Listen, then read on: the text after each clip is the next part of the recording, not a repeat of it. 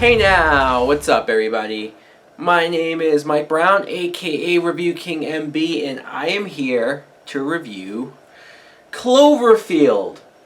Cloverfield is a found footage film that came out in 2008, and the plot is, well, since it is found footage, we see some footage of this couple, Robert and Beth, who they seem like a very happy couple, very much in love, until you cut to present day where Rob's brother, girlfriend, and just a few of his friends are preparing this surprise going away party for him because he just got a job going to Japan. So they're having this party for him and they're recording, but at this party an earthquake happens, or at least it seems like that's what's going on in New York, until they quickly realize that it's not an earthquake. No, this is something else. This big, huge, giant monster creature has hit New York City, and it's causing mayhem and destruction, and we're following this group who are just trying to survive it. Now, what I think of Cloverfield is I love this movie. I do. I enjoy it oh so much.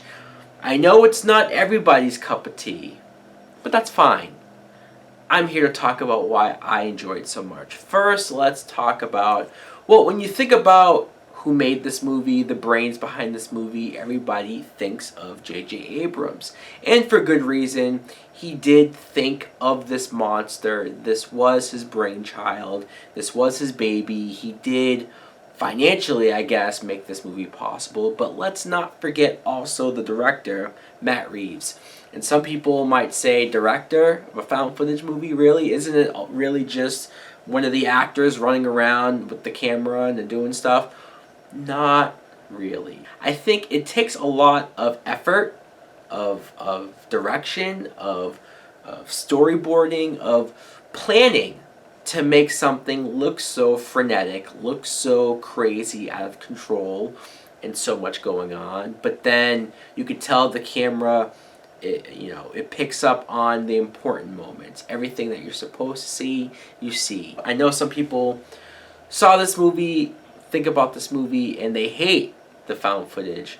Not just because of the genre in general, but some people just don't like maybe the shaky cam. And I remember hearing at the time in the theaters, people got sick watching this, throwing up because it was too much shaky cam. And okay, if that's not your thing, I get it.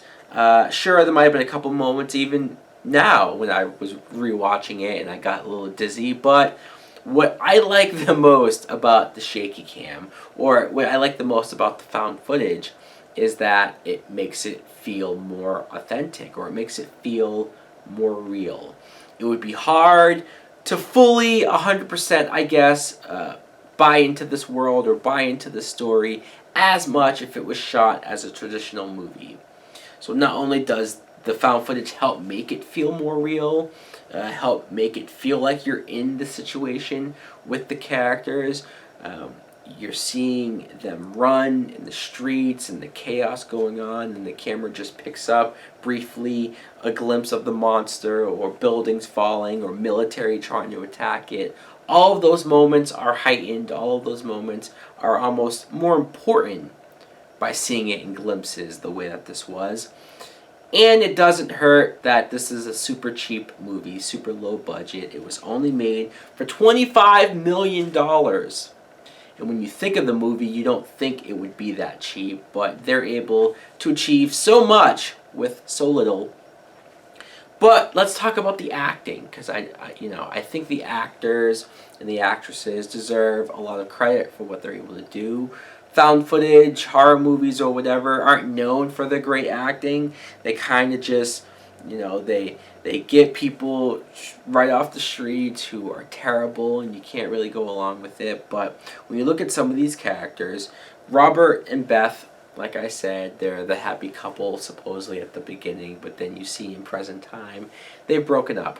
They've broken up, and you don't exactly know why, but there is a rift there, and it's very awkward when she shows up to the party. And someone might say, oh, this is boring, all this drama stuff, let's just get to the monster. But I was sitting here, even rewatching it, thinking, wow, you know what, I am interested in what's going on with these people. Because they seem like normal human beings, I guess, and you want to see the character relationships. You care about these people right off the bat. So when shit does hit the fan, when people start dying, and they do die in brutal ways, you care. You feel bad. Rob, the main character, is played by Michael Stahl-David. He's really good. He has a lot of emotional moments, a lot of ranges of emotion. Especially when he decides to go back into the city to save his girlfriend, Beth, played by Odette Yutzman. And it's one, lots of people are going to say, what an idiot, I would never do that, all of this stuff. But I got to say, if it was somebody that I was in love with, and I got those voicemails that he got of just her in terror, panic, and possibly hurt, I don't know. I think I'm too nice of a guy that I would do the same thing. It's funny because at the time, when I first saw this, I didn't know any of these actors, which helps in found footage to make it, again, seem real. But now, years later, they've all sort of gone off and done things, so now I know them. Like Jessica Lucas as Lily, really like her. Lizzie Kaplan as Marlena. Lizzie Kaplan's one of my favorite actresses nowadays. I like her a lot in this movie. Some good comedic moments too between her and the character Hud, who's played by T.J. Miller. And technically, like I said, Rob is the main character. We're following his story. But T.J. Miller, he's the cameraman. He is the guy that we're with the whole time in this movie. And we're hearing his commentary throughout the whole thing. And he throws out some funny one-liners, but he also has his moments of being afraid or getting serious. And you follow this movie with him. So that's why he's just as important. But now let's talk about the monster. The Cloverfield monster that everybody knows and loves. This creature is so different, so creative or original, because it's unlike something we've ever seen before. It's just the design of this creature is trippy.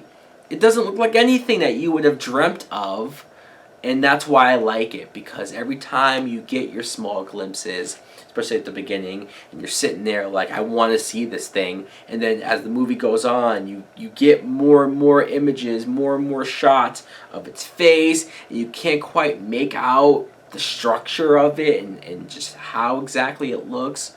Even the points where you see that it's like shedding these little parasites that are running amok, especially in the subway, those are just as creepy as well. Also, the idea of where this monster came from. It could have come from anywhere. It could be an alien from space, or it could have been living deep down in the ocean for years and years and nobody's known about it. I love the mystery. I love sort of drawing my own conclusions about it. And I just love the idea of this creature in New York, and the moment when it throws the head of the Statue of Liberty in the middle of the city. I remember seeing the trailer and seeing that moment. Instantly I'm like, holy fuck, I have to see this movie. And it did not disappoint. I know it sounds like I'm gushing and I'm going crazy over how much I enjoy this film. That's because I do. I very much enjoy this movie. There's a lot to like about this movie, in my opinion. If you disagree, that's fine. Let me know in the comments below. What do you think of Cloverfield? Do you like it as much as I do, or not? Thanks for watching. Like, comment, subscribe. Later!